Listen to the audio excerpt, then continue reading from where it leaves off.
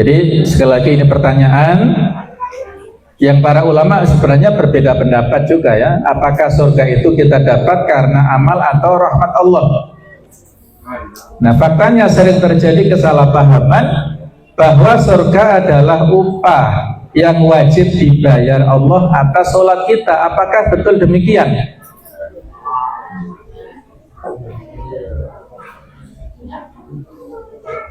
Ada beberapa pertimbangan ya di dalam hadis, diantaranya ini hadis Nabawi yang menjadi muhasabah kita ya.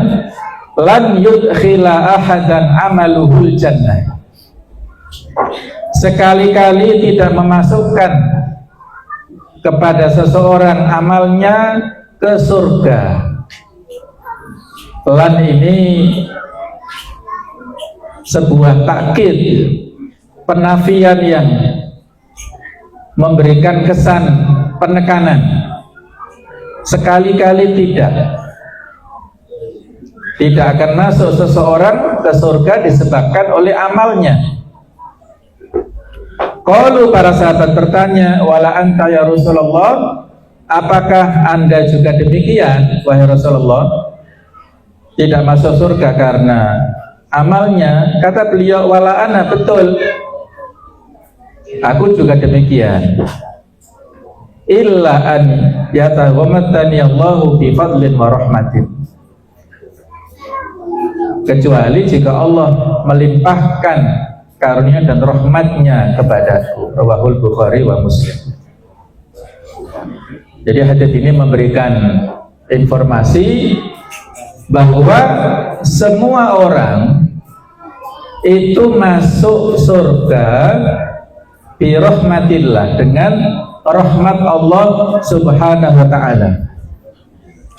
Dulu ada salah seorang dari Bani Israel yang beribadah selama 500 tahun dan dia sangat percaya diri masuk surga dengan ibadahnya itu. Ketika dihisab di yaumul hisab dan ditimbang antara ibadahnya 100 tahun dengan nikmat mata saja yang diberikan Allah di dunia, ternyata habis ibadahnya 500 tahun itu tidak ada apa-apanya dengan nikmat berupa nikmat mata. Yang tersisa nikmat telinga, nikmat mulut, dan seluruh anggota tubuh yang lain. Stok ibadahnya sudah habis. Nah, maka dia pada akhirnya baru mengakui bahwasanya aku layak masuk surga itu adalah dengan rahmat Allah Ta'ala. Baru dia dimasukkan ke surga. Allah maunya tadi akan dilemparkan ke neraka karena dia seolah-olah kufur terhadap nikmat. Orang itu diberikan kemudahan beribadah juga nikmat, bukan semata-mata karena tenaganya sendiri. Nah, ini satu dalil, dan dalil yang lain tentang surga itu kita dapatkan karena rahmat. Sementara dalil yang lain sepertinya bertolak belakang. Surat Muhammad 15 tadi ya menyebutkan bahwasanya pahala itu disebabkan oleh bukan surat Muhammad ya, yang potongan yang ada di hadis tadi ya, yang disebutkan ada ayatnya, itu adalah tentang amal yang menyebabkan seorang masuk surga. Ini juga begitu di surah An-Nahl 31-32, kadzalika yajzillahul muttaqin, demikianlah Allah memberi balasan kepada orang-orang yang bertakwa, alladzina tatawaffahumul malaikah, orang-orang yang diwafatkan oleh malaikat dalam keadaan yang baik, thayyibin ya, dalam keadaan yang baik, yaquluna, para malaikat memberikan ucapan selamat, salamun alaikum, selamat kepada kalian, udkhulul jannata bima kuntum ta'malun, masuklah ke surga disebabkan oleh amal-amal kalian. Nah, jadi ayat ini dan yang lainnya sepertinya memberikan pesan kepada kita bahwa seorang itu layak masuk surga disebabkan karena amalnya. Nah, ini yang benar yang mana? Bagaimana cara kita memadukan antara dalil-dalil yang memberikan informasi bahwa seseorang itu masuk surga karena rahmat Allah, dan dalil lain yang seolah-olah bertentangan dan memberikan informasi bahwa seorang itu masuk surga disebabkan karena amalnya, perbuatannya. Nah, ada penjelasan di antara sekian banyak penjelasan, ya saya kutip dari Ibnu Qayyim al-Jauziyah, menjelaskan, ini penting ya sebagai jawaban untuk kita semuanya, walaupun insya Allah sama-sama sudah kita pahami ya, tetapi dengan informasi ini lebih menguatkan pemahaman kita supaya tidak salah tafsir ya. Ibnu Qayyim menjelaskan bahwa amal adalah sebabnya, tapi rahmat adalah penentunya. Nah, ini amal adalah sebabnya, rahmat adalah penentunya. Ibaratnya ini, ilustrasinya seperti ini, gambarannya amal kita adalah tiketnya, tapi surga itu sendiri adalah pemberian gratis dari sang raja. Tiket tidak sebanding dengan harga istana, tapi sang raja tidak akan mengizinkan masuk tanpa tiket tersebut. Ya, misalnya ada pertandingan Arema di Kanjuruhan sana, ada voucher ya untuk santri-santriwati misalnya, ini hanya sekedar misal ya, tiket gratis masuk ke stadion sana. Sudah ada tiket, tapi kita masuk atau enggak itu belum tentu. Finishingnya ya tergantung penjaganya, jangan-jangan tiketnya hilang, jangan-jangan nanti ada kemacetan, dibelokkan ke sana kemari sehingga nggak bisa masuk stadion, sampai sana sudah bubar. Nah, itu macam-macam lah kejadiannya. Jadi ada runtutan di sini ya. Amal itu penting untuk kita lakukan supaya mendapatkan tiket, dan rahmat itu adalah puncaknya. Kita mendapat kasih sayang dari Allah Ta'ala itu yang membuat kita dimasukkan pada akhirnya ke surganya Allah Subhanahu Wa Ta'ala. Dan untuk mendapatkan rahmat ya dengan beramal dulu, jangan santai-santai tadi. Rahmat ini sudah diberikan rambu-rambunya ataupun muqaddimahnya pada saat kita di dunia. Kita sholat jamaah, dilipat gandakan pahalanya 27 derajat, itulah rahmat Allah. Lisso'imi farhatani, orang yang puasa mendapatkan dua kegembiraan. Farhatun inda fitrihi, satu kegembiraan pada saat berbuka. Wa farhatun inda liqa'i rabbihi, satu kegembiraan pada saat bertemu dengan Allah. Itulah rahmat. Kita berbahagia pada saat buka puasa, itu rahmat yang luar biasa, yang mungkin tidak dirasakan oleh orang-orang lainnya ya.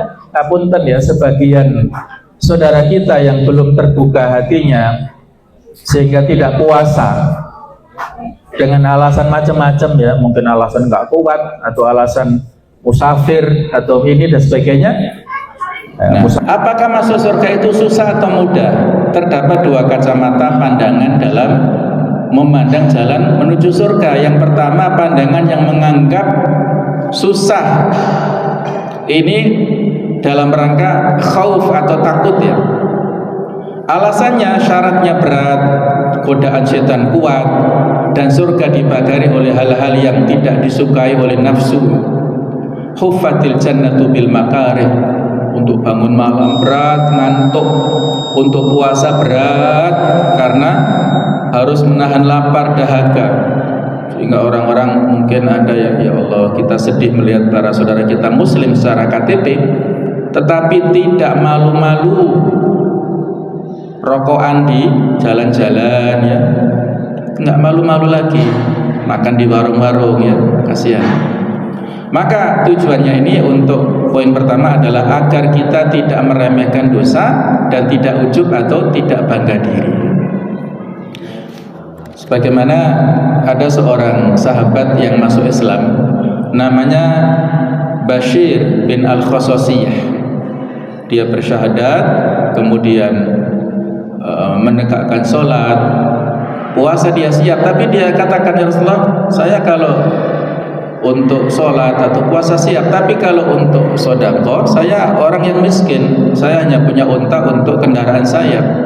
Kalau jihad saya suka ngapunten, berat, karena saya takut kalau berangkat perang nanti lari, ingat anak istri di rumah, dosa besar. Nah, kata Rasulullah memberi motivasi, menepuk-nepuk pundaknya Bashir ini, mengatakan, la shadaqah wala jihad fabima tadkhulul jannah. Kalau kamu nggak mau sedekah, nggak mau jihad, terus kamu mau masuk surga dengan apa? Apa modalmu? Nah, kemudian ada lagi riwayat disebutkan, ala inna sil'atallahi ghaliyah. Ketahuilah sesungguhnya barang dagangan Allah itu mahal. Ala inna sil'atallahil jannah. Sesungguhnya barang dagangan Allah itu adalah surga. Jadi sila adalah barang yang ditawarkan dalam perdagangan. Mahal, surga ini mahal. Ini dasar untuk mengatakan pendapat pertama. Surga itu nggak murah, nggak gampang. Nah, ada lagi pandangan yang menganggap mudah, rojak.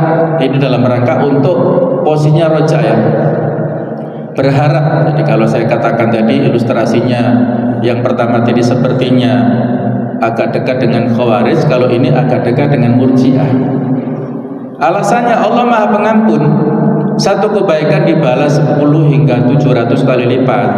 Bahkan senyum dan menyingkirkan duri bisa menjadi jalan surga. Tujuannya apa? Agar kita tidak putus asa dari rahmat Allah. Ini harus seimbang, ya.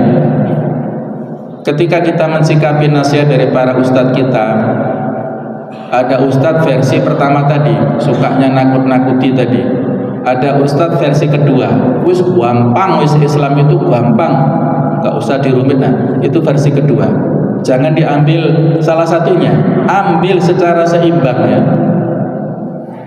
Mazhab Ahlussunnah tadi seimbang, jangan menyulit-nyulitkan, jangan mempermudah-mudah, seimbang saja. Nah, insya Allah itu yang tepat. Nah, aplikasi di bulan Ramadan, bahwa Ramadan adalah bukti masuk surga itu dalam tanda kutip dimudahkan oleh Allah. Futihat abwabul jannah, dibuka pintu-pintu surga ini. Wa ghulliqat abwabun nar, pintu neraka ditutup, dipersulit orang untuk berbuat maksiat. Wa sufidatis syayatin, setan-setan dibelenggu.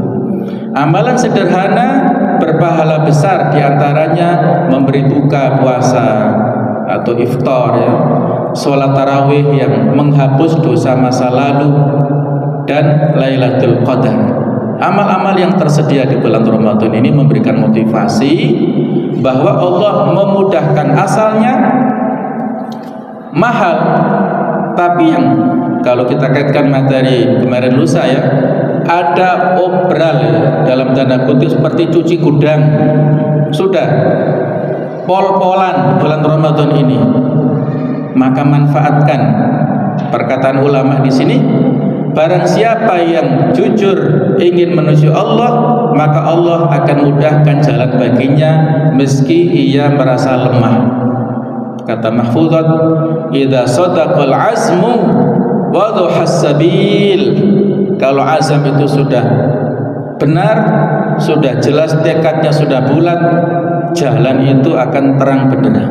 Insya Allah kita optimis jalan menuju surga itu betul-betul ada di depan mata, maka kita punya semangat untuk melakukan segala macam kebaikan. Nah, berikutnya ini ada pesan Rasulullah, ya, ketika ditanya tentang an aktsari ma yudkhilun nasan nar, apa ya Rasulullah yang sering membuat orang masuk neraka itu apa? Kata beliau, al-fam wal farj, mulut dan kemaluan. Insyaallah ya, hati-hati dengan dua, sehingga di puasa kita dilatih untuk ini.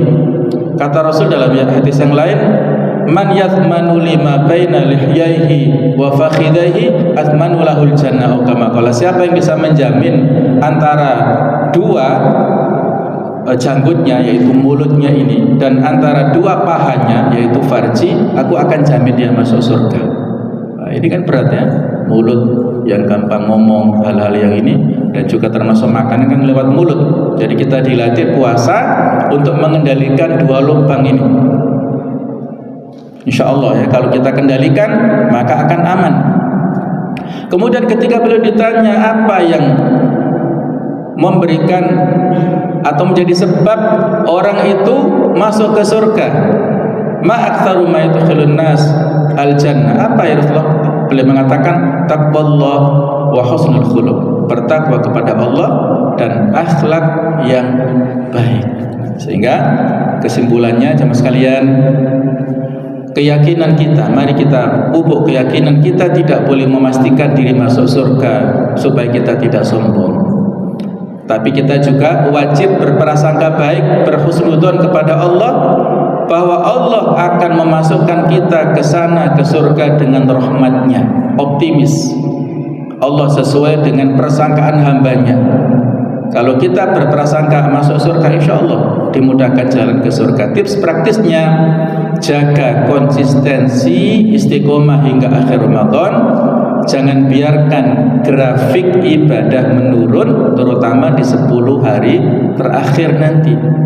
Kita sudah berada di hampir 10 hari terakhir, awal mau berakhir, pertengahan kita lebih semangat, dan puncaknya pada 10 hari terakhir. Demikianlah, jazakumullah khairan ala husni ihtimamikum. Terima kasih atas perhatian panjenengan semua. Mudah-mudahan Allah Ta'ala memasukkan kita ke surganya dan memudahkan kita untuk melaksanakan amal-amal terbaik, khususnya di bulan Ramadan. Allah Ta'ala, barakallahu fikum. Mohon maaf kalau ada kekhilafan. Subhanakallahumma wa bihamdik, asyhadu an la ilaha illa anta, astaghfiruka wa atubu ilaik. Wassalamualaikum warahmatullahi wabarakatuh.